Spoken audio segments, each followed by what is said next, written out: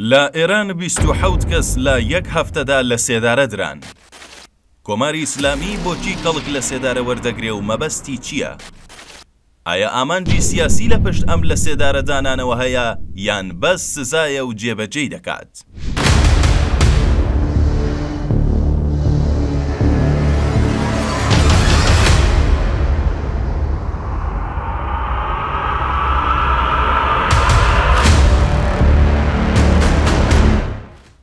تیوار تیشکی خستۆتە سەرم بابەتە و هاوکاتیش بەڕێز ڕزگار بەهاری شرۆڤەکاری سیاسی لێکدانەوەی تایبەتی لەسەر ڕەفتاری کۆماری ئیسلامی و جێبەجێکردنی سزای لە سێدارەدان بۆ تیوار هەیە.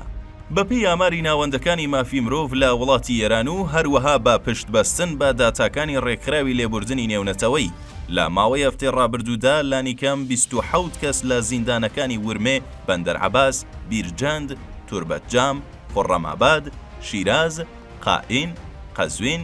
قۆم، کەرەج، کرماشان و مەشهەد لە سێدارە دراون. چالاکوانانی مافی مرۆڤ باس لەوە دەکەن کە لە ماوەی هەر 5 کاتژمێرێکدا کۆماری ئیسلامی کەسێکی لە سێدارە داوە. لەو ژمارەیە کە لە سێدارە دراون، چواریان ئافرەت بوون و 3 کەسیش لە نێویاندا ئەفغانی بوون. ڕۆژی پێنجشەممە 25 تەمووز قادر جەمشیدی بە تۆمەتی مادەی هۆشبەر لە زیندانی توربەتجام لە سێدارە درا. هەر لە هەمان ڕۆژدا دوو بەندکراوی دیکە بە ناوی حامید نادری و عەلی محەڕەمخانی بە تۆمەتی مادەی هۆشبەر سزای لە سێدارەدانیان بەسەردا جێبەجێکرا. هەر لە ڕۆژی پێنجشەممە و لە زیندانی ورمێ حەسان یوسفی ئازار بە تۆمەتی کوشتنی بانقەست و کامەران شێخە زیندانی مەزهەبی کورد لە سێدارە دران.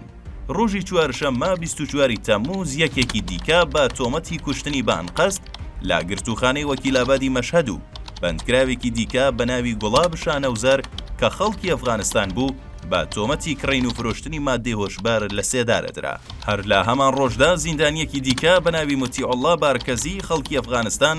لە گرتوخانەی ناوەندی شاری قاین بە تۆمەتی مادەی هۆشبەر لە سێدارە درا.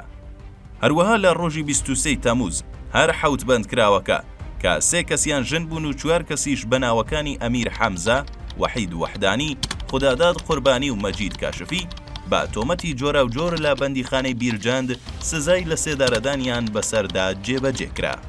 لە 22 تەمووزیشدا حەسەن فەلاحی کە پێشتر بە تۆمەتی کوشتنی بانقەست دەستگیرکرا بوو لە بەندیخانەی قوم لە سێدارە درا. ڕۆژی یەکشەممە 22 تەمووز دوو بەندکراو بەناوەکانی دانیال کازمی نەژاد کە بە تۆمەتی کوشتنی بە سیجیەک دەستگیرکرا بوو، هەروەها خەلیل جەماڵی بە تۆمەتی کوشتنی بانقەست لە زیندانی دیزڵاوی کرماشان لە سێدارە دران.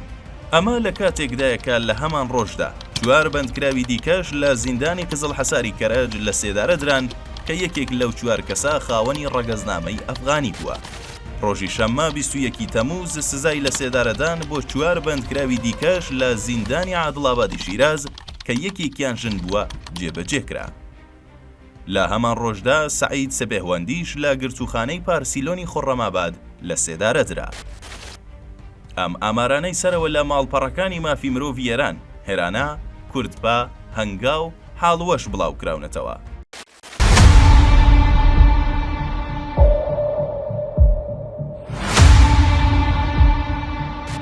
ئەم ئامارانەش دەرخەری ئەم ڕاستیان کە کۆماری ئیسلامی لە ماوەی 6 ڕۆژدا لانیکەم 27 کەسی لە سێدارە داوە.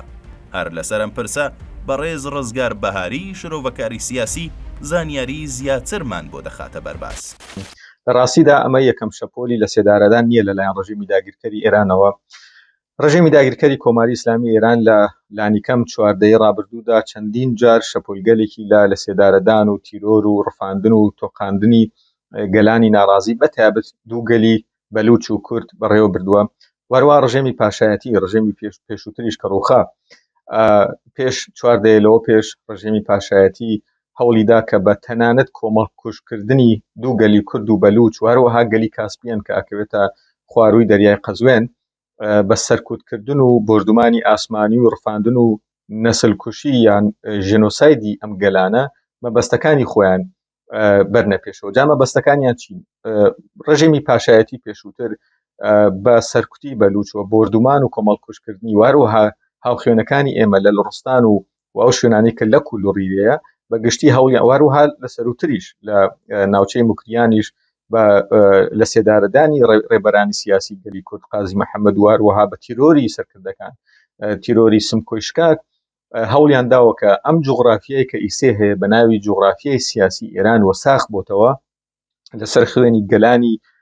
نافارس و ناتورک ساخ بۆتەوە و هەروەها پاش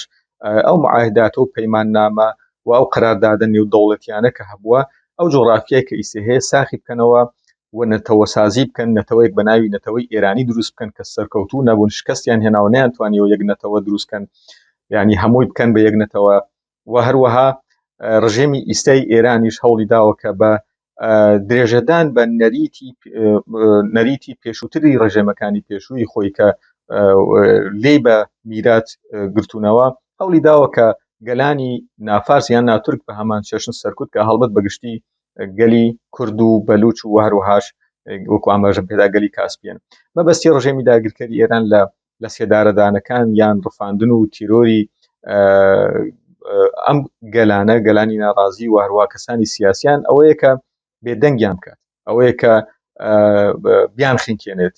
دەنگێکی ئازادی کە هەیە ئەو دەنگ ئازادیەش نەمێنێ هەرچەند کە سەرکەوتوو نەبوون و ناژبن چونکی من پێم وایە نەگەلی کوردەوە نەگەلی بەلوچ ئەو هەموو خوێنیان نەداوەکە پاشەکشێ بکەن و دەست هەڵگرن لە شۆڕش و خەبار لە دژی داگیرکاری ڕژێمی ئێران هەوڵەیات کە خواستەکانی ئەو گەلانی ناڕازی قەتیس بکاتەوە کورتی بکاتەوە کەمبی بکاتەوە بە خوازگەلێکی فەرهەنگی و کولتوری و سنەتی و لە پرسی سیاسی دووری بخاتەوە ئەوێت بە لە سێدارەدانی کەسانی سیاسی خەڵکانی دیکەش خەڵکانی ناڕازی خۆشی تەنانەت بێدەنگ بکات تەواوی هەموو ئەمانە مەبەستی پەیامی هەیە پەیامێکی ڕوو بە خەڵکی خۆیەتی ئەوەی کە لەناو خۆشیە تەنانەت ناڕازی هەیە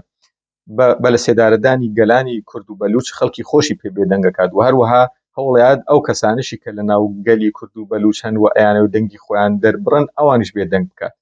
و یەکێکی دیکە لە مەبەستەکانی ڕژیمی داگیرکەری ئێرانی لە سێدارەدانی کەسانی سیاسی و هەروەها گرتن و ڕفاندنی چالاکانی ژینگە پارێز کە دەیان کەسی لە سێ-چوار ڕۆژی ڕابردووە ڕفاندووە مەبەستی ئەوەیە کە کەشێک لە ترس و تۆقاندن لە ئەم ناوچانە کە کوردستانە ڕۆژهەڵاتی کوردستانە وەروەها یا بەلوچستانە ئەو کەشە بهێڵێتەوە ئەو کەشە ترس و تۆقاندنە بهێڵێتەوانێ و بەو شێوازە بە کەمترین تێچوو بە دانی کەمترین تێچوو سەرکوتیان بکات بەبێەوەی کە کاردانەوە یا کاردانەوەیکی نێودەوڵەتی لە بکەوێتەوە مەبەستێکی دیکەی ڕژێمی داگیرکەری ئێرانی لە کوشتن لە سێدارەدان و کوشتنی تەنانەت کۆڵبەر لەسەر سنووری ڕۆژهەڵاتی کوردستان و باشووری کوردستان یان بەلوچەکان کە سوختبەرن لە بینی بەلوچستانی شەرقی و غەربی یان ڕۆژهەڵات و ڕۆژاوا بەگشتی ئەوەیە کە پەیامی ئۆتۆریتەی خۆی بگەێنێت بڵێت کە ئەو پەیامی خۆی بگەێنێت کە ئۆتۆریتەی من لە تارانەوە لە پایتەختەوە شۆڕە بێتەوە هەتا سنوورەکان و من دەسەڵات و دەستڕۆشتووی خۆم هەیە هەتا ئەو سنوورانە و ئەو شوێنانە سنووری منن و هەمووی لە کۆنتترۆلی خۆمایە مەبەستگەلێکی دیکەشی هەیە کە ڕژیمی داگیرکەری ئێران ینی ئەمە تەنیا ئەو چەند مەبەستنیە کە ئاماژم پێدا ڕژیمی داگیرکەری ئێران ڕژێمێکی منافقە چەندڕووە وەکو ڕژێمی سەدام حوسێن نییە کە بە ئاشکرا کۆمەڵکوژ بکات ڕژێمی داگیرکەری ئێران ژێر بەژێر کۆمەڵکوژەکات کۆمەڵکوژی لە بواری کولتوریەوە گەلی کوردی لەناو خۆی ئاسمی لە کردووە و هەرو لەناو خۆی حەلی کردووە بە هەمان چەشن گەلی بەلوچ هەوڵی داوە کە چ لە بواری کولتوری و چ لە بواری سیاسی و چ لە بواری فیزیکیەوە ئەم گەلانەی ڕۆژ بە ڕۆژ بچووکتر بکاتەوە سنووردارتریان بکاتەوە و لە ناو کولتوری خۆیان لە ناو دەسەڵاتداری و دەستڕۆشتووی خۆیان ویان توێنێت